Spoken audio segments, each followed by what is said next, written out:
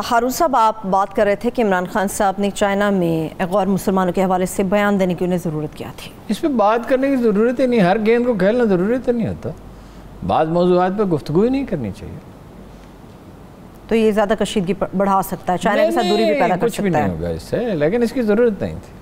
ٹھیک ہے، افغانستان کے حوالے سے کیا پالیسی رہے گی؟ وہاں کے چیلنجز کیا ہیں افغان گورنمنٹ کے لیے؟ افغانستان میں تو دنیا کا ہر آدمی یہ جانتا ہے نا کہ خانہ جنگیوں کی وار لارڈز ہیں، بامیان کے لوگ ہیں، ٹھیک ہے جی۔ انڈینز کے وہاں ویسے وہ انہوں نے انڈین امبیسی نے اپنے شہریوں سے کہا 3000 شہری ہیں کہ کسی فوجی کنوائے کے قریب نہ جائیں، جو بزی آرز ہیں اس میں گھر سے باہر نہ نکلیں، منیمم ٹریول کریں، سرکاری دفتروں میں نہ جائیں، بڑے افسروں سے نہ ملیں، ان کو خطرہ ہے۔ خیر بہرحال 7000 ٹرکوں پہ تو انہوں نے 700 ٹرکوں پہ قبضہ کر لیا ہے طالبان نے۔ ہر جگہ وہ آگے بڑھ رہے ہیں اور وار لارڈ جو ہیں وہ تلے ہوئے ہیں، ان کو مختلف ملکوں کی حمایت حاصل ہے، خانہ جنگی ہوگی، ہاں دوستوں کو حمایت حاصل ہے، وہ واپس آ گیا۔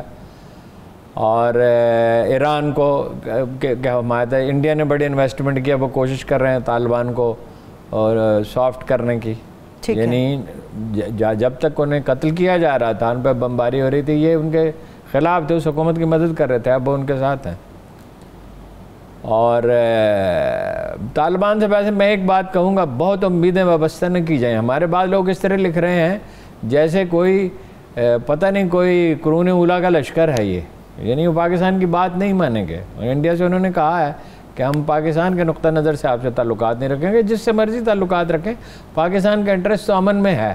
پاکستان نے تو کہہ دیا، اس بریفنگ میں بھی کہا کہ ہمیں کوئی اسٹریٹجک ڈیپتھ نہیں چاہیے، ہم اپنی مرضی کی، ہم سارے گروپوں کے ساتھ تعلقات رکھنا چاہتے ہیں، ٹھیک ہے۔ ان کی ہم نے میزبانی بھی کی مدتوں، اب پھر وہ آئیں گے، مگر یہ ہے کہ اب ان کو کیمپوں میں وہی رکھا جائے گا۔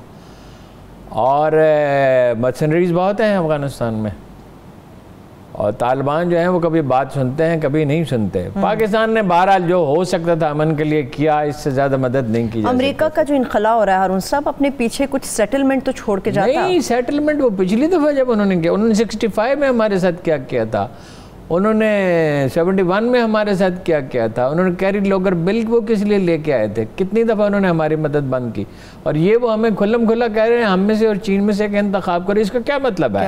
ہم کوئی غلام ہیں کہ چین کا ہم میں سے ہم کسی کا انتخاب نہیں کرتے، آپ کے ساتھ اچھے تعلقات رکھنا چاہتے ہیں، تو یہ کیا کہ دھمکی آمیز رویہ ہے کہ بھی چین کو چھوڑ دو؟ چین کو چھوڑ دیں، یعنی آپ اسٹریٹجک پارٹنر بن جائیں اس انڈیا کے جو پاکستان کو ختم کرنا چاہتا ہے، ہم چین کو چھوڑ دیں۔ انہوں نے ابھی اسلام آباد انڈین ہائی کمیشن کے اوپر بات کر دی کہ جی یہاں پہ بھی ڈرون اڑ رہا ہے اور خطرہ ہے ہمیں۔ ہائی کمیشن کے اندر ڈرون اڑا کے کیا کرنا تھا؟ اس کی ڈرون تو تصویریں بنانے کے لیے ہوتا ہے، اس کے اندر وہ یہ کہ موسیقی خدمت، یہ جو لاہور کا واقعہ ہے یہ چونکہ ٹریس ہو گیا ہے، پورا گروپ پکڑا گیا ہے، تو اب یہ انڈین میڈیا پہ تو کوئی بھی چیز جو وہ چلانا چاہیں وہ چلا، وہ پاکستانی میڈیا کی طرح نہیں ہے۔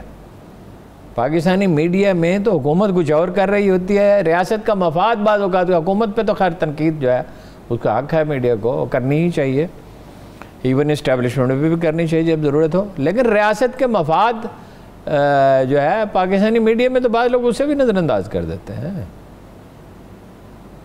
مگر انڈیا میں یہ نہیں ہے، انڈیا میں اسٹیٹ جو کہتی ہے وہی نشر ہوتا ہے۔ ٹھیک ہے، ابھی چونکہ افغانستان کے اوپر ہی ہارون صاحب ہماری بات چل رہی ہے، افغانستان کے اوپر ایک اجلاس کی ڈیمانڈ کی تھی مولانا فضل الرحمان صاحب نے بھی، اس کا کیا ہوا؟ بریفنگ کوئی وجہ نہیں معلوم کہ اس کے بعد اس سے وہ دستبردار کیوں ہو گئے، کس نے ان سے کہا کہ دستبردار ہو جائے؟ پارلیمنٹ کا اجلاس ہونا چاہیے تھا۔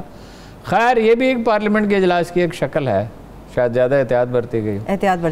اچھا دیکھیے، افغانستان میں جو ہے نا جی مسئلہ بن گئے ہیں صدر اشرف غنی، وہ سمجھ ہی نہیں رہے سچویشن کو۔ انڈینز تو دیکھیے نا، امریکن تو چاہتے ہیں خانہ جنگی ہو، انڈینز بھی یہی چاہیں گے۔ اس وقت بھی ضیاء نے یہ کہا کہ عبوری حکومت کے بغیر معاہدہ نہیں ہونا چاہیے، اس وقت بھی انہوں نے اس کے حال پہ چھوڑ دیا، صبغت اللہ مجددی کو بنا دیا۔ ایک چھوٹی سی مذہبی پارٹی کا تصور کریں، میں کسی کا نام نہیں لیتا، کہ آپ اس کو حکومت دے دیں، یعنی حکمت یار نے اس وقت کہا تھا کہ اس کی پارٹی اتنی بڑی ہے کہ اگر میں جیب میں ڈال لوں تو کوئی جگہ باقی بچ جائے۔ اس کے کوئی 18 کمانڈر تھے، تو اس میں سے آدھے اگلے دن اس کو چھوڑ کے اس کی پارٹی کو تو حزب اسلامی میں حکمت یار کی پارٹی میں شامل ہو گئے تھے. اچھا اشرف غنی صاحب کہتے ہیں میری حکومت میں شامل ہوں, یہ ہے خلاصہ, طالبان اس کے حصے دار بن جائیں, یہ ہے خلاصہ. کہتے تو وہ یہ ہیں کہ آئین کو تسلیم کریں, کہتے تو وہ یہ ہیں کہ الیکشن پہ ایگری کریں. بھائی انہوں نے فتح کیا ہے, انہوں نے شکست دی ہے ایک سپر پاور کو. آپ کے 8 لاکھ ووٹ 1.5 کروڑ ووٹوں میں سے آپ کے ساتھ تھوڑی چلیں گے. آپ کس کی نمائندگی کرتے ہیں کہ آپ کے ساتھ چلیں؟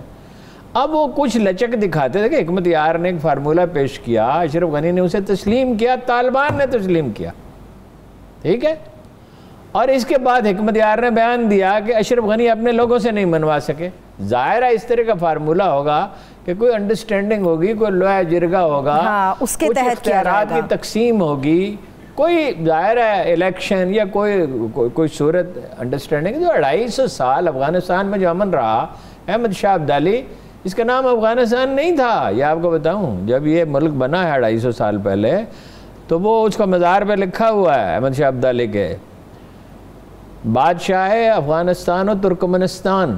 وہ پرلی طرف دیکھیں نا, فارسی بولنے والے ہیں, ترک ہیں, یونانی بھی ہیں, آپ کو پتہ.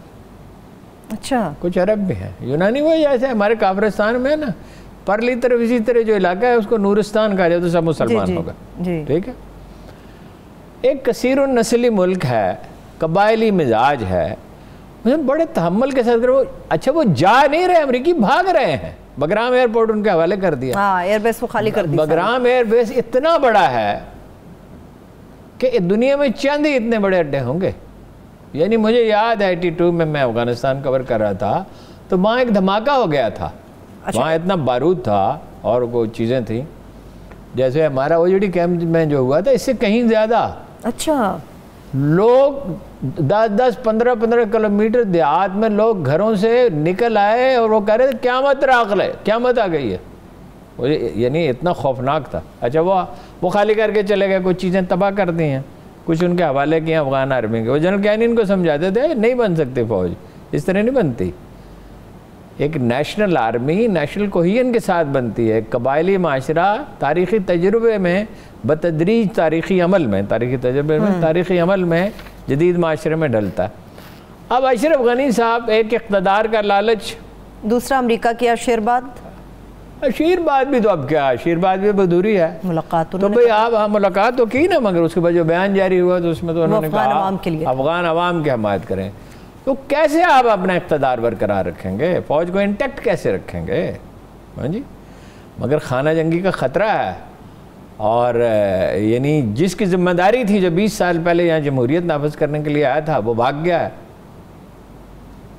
اب یہ بوجھ آس پاس کے ملکوں کو انکلوڈنگ پاکستان خدا نخواستہ اٹھانا پڑے گا. ٹھیک.